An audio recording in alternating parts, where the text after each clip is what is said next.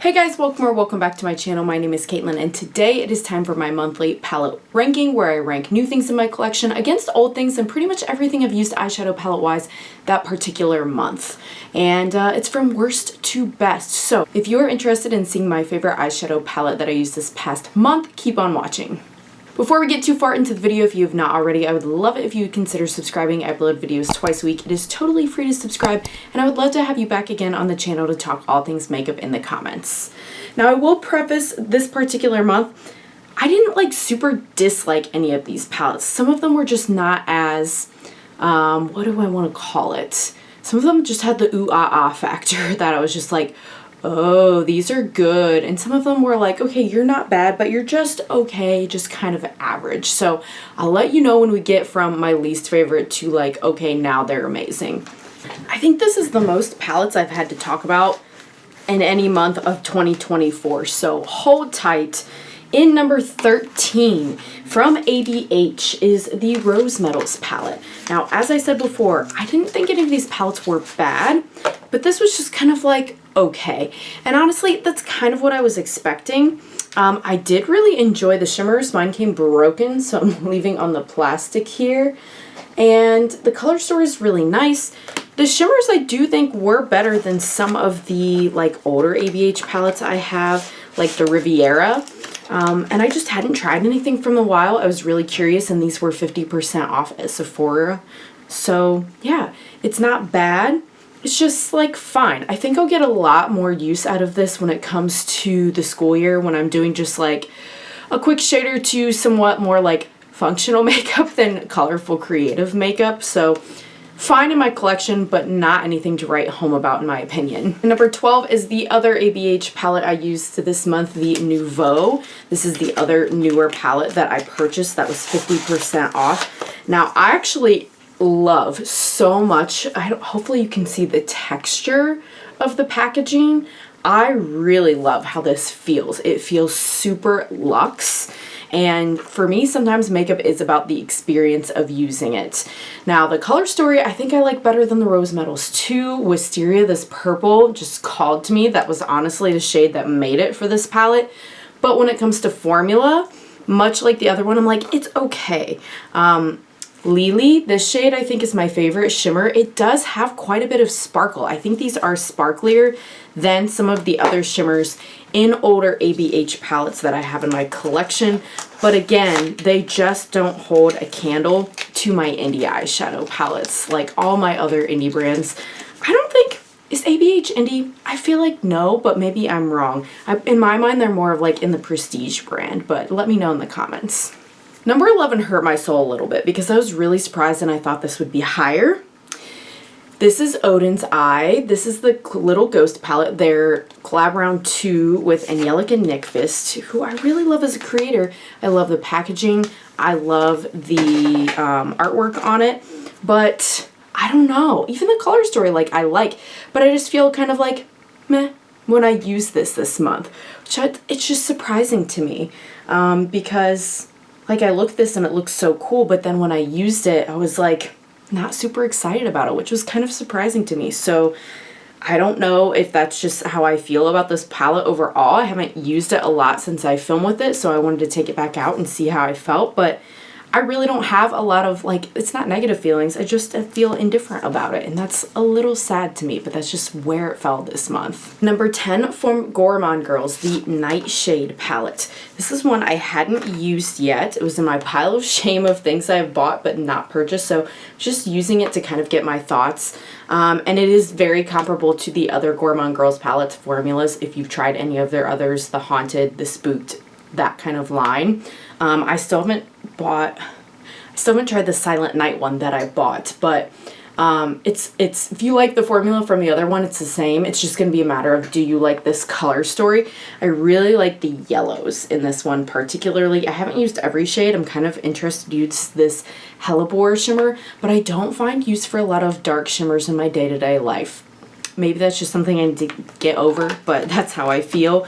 So this one, the color story, I like. The quality's incredible. It was just a matter of preference of everything else was just more interesting to me this month. Sometimes it's not really a black and white reason in these rankings. It's just how I feel about it right now. And that's how I feel about it right now. And number 9 from Colourpop is the Twilight palette. I won't talk too much about it because I did do a dedicated video doing a look with this. I'll leave that linked if you haven't seen it. But here it is. Cool tones are in, people. I'm sure you know if you watch makeup content, but this was, I'm not gonna get the Cool Trolls whatever from Cosmic Brushes. I only have one palette from them and I didn't love it, and I just haven't convinced myself to try again. So this is what I'm using to fulfill my cool tone fantasy for right now. I loved the look I did in that video, but even though I loved it, I didn't reach for it again after I made that video. So to me, I was like, even though in my mind I love Twilight, I love the color story, I love the formulas, I didn't reach for it again. And so was it really my favorite if there were other things I reached for time and time again this month? I feel like no. So that's why it was here. In number 8 from Adept Cosmetics, the Element 115 palette. Again, I'll only touch briefly because I did do a dedicated video on this. I'll leave linked. I think mostly though, my deal is that I felt like I could only do purple or blue with this. This one is more pinky and this one is more gold, so there's a little pop, but this also has more of the like smoother shimmer formula that Adept has, and I love their textured formula that they have, and I feel like they're going more and more to these thinner smooth shimmers, and I just don't like them as much. I don't. I'm willing to finally say it. Maybe it's an unpopular opinion because I know people are like dying over Adept right now, myself too, but I just really miss the more textured shimmers, like the ones that were in the Heather Austin palette, the ones from the OG Plain Jane and Hydrant. Do you know what I'm talking about? If you have Adept Cosmetics, these are not textured like that. They're very smooth and they're beautiful, but they are thinner, and I don't think that the shifts are as transparent in these, or apparent, I guess I should say. They're more of a transparent formula than that other formula. So I wanted to love it more, but this was as high as I could rank it. In number 7 from Lunar Beauty, the Nude Prism palette. This is part of what I used on my wedding day. I'll link the tutorial where I was doing a trial of my wedding makeup if you haven't seen it yet. But I just am really into these blushy tones when I go for neutrals. Like, it used to be very like warm tones, cool tones, but like blush tones I feel like is a whole other thing that I haven't explored that much, and there's a lot of those in this. The matte formula is exquisite. The shimmer formula is good. It's not my favorite of all time, but it is good. But the mattes are just very, just incredible. They're very, I know a lot of people say this word creamy, but they're not dry, they're not thin, and they're super easy to blend. So I really love this one, and now it's very special because I used it on my wedding day. It's not ranked higher though, because again, the shimmer formula is not my favorite, and there were some other color stories that I loved just more this month. And number 6 from Salem Cosmetics, their collaboration with Sassy Fairy. This is the In My Dreams palette. This palette is no longer available. I posted a look I did of this on Instagram if you're interested in seeing it, or follow me over there. All of my other socials are always in the description if you want to follow me on Instagram, TikTok, you name it. I got them all. But here is the color story. This is the 3rd palette I now own from Salem Cosmetics. This one, the Forest Heart, and the Salem and the Witch palette, and I've loved all of them. They seem very consistent with their formula. I love that squishy putty shimmer that they have. And this one, it just, because it was only a 9 pan, I felt like there were some limitations, but I'm okay with that on some days. That was just why it didn't go any higher than it did. All right, we're in the top 5, you guys. In number 5, also from Salem Cosmetics, the Forest Heart palette. I also recently did an Instagram post with this one. I love this color story. See, this is what I'm talking about, the 9 pan limiting a little bit. This has so many varieties. It's not huge either, right? Like, it's a 15 pan. It's not like one of those mega giant Colourpop palettes, but it's enough that you can go green, you can go teal, you can go orange, purple, pink, and these duochromes just really layer so uniquely depending on what you've put underneath. Like you can use the same duochrome multiple times and it looks different, I swear, depending on what you layer it over. And I love that about this. Paired with, I mean, obviously just the vibes of Forest Heart. And that's a collaboration with Smink. I never know how to say this. Brunette. I don't know. I apologize. I love them on Instagram. Love all their works. I've bought a few of their collabs from different brands and I've always loved them. That being said, even though that one is really good, right now we're in the ones I told you I'd let you know when it's like, oh, that's really good. Like the other ones, it's like everything's okay or fine or even good, but these are like the top tier, like I would miss these out of my collection if I didn't have them palettes. And number 4 from Glaminatrix is the Sugar and Spice palette. Love this like really luxe leather feeling packaging. And here is the color story. Pretty neutral, but with some like pastel pops, which is super fun. These shimmers, I don't have words. The sparkle, oh my goodness. Nutmeg, this one is what I ended up using for my wedding makeup. I know is like debating back and forth between this and the Nearly Natural or Nearly Neutral, whatever that palette is called from Glaminatrix, but I did end up going with Nutmeg. Beautiful, gorgeous, loved it. The shifts, just everything. Glaminatrix, I feel like everything they come out is great. The other ones that got ranked higher, I think it really is just color story, you guys. So this one is another amazing one if you don't have it. And number 3 is a new one to my collection. This is the Lunar Beauty Siren Sunset. I finally got this the last time they did like 25% off on their website. Again, I'm not going to be shopping the Cool Trues, Neutrals, whatever from Cosmic Brushes because I'm living my cool tone fantasy with this one instead. I have a couple and this is one I'm loving so much. I haven't gotten a chance to try the Shifty shade in here, and it's Lunar Beauty's first shot at Shifty shades in this palette, so I'm curious to try that. But if you guys don't know, I love a deep green, a deep blue, or like a burgundy, kind of like this purpley as shadow liner. Today I have a dark green shadow liner on. It's just such a fun thing, even if you have neutral makeup, to do just a pop of color on the lash line. I love that so much. So the fact that those are in here really drew me in.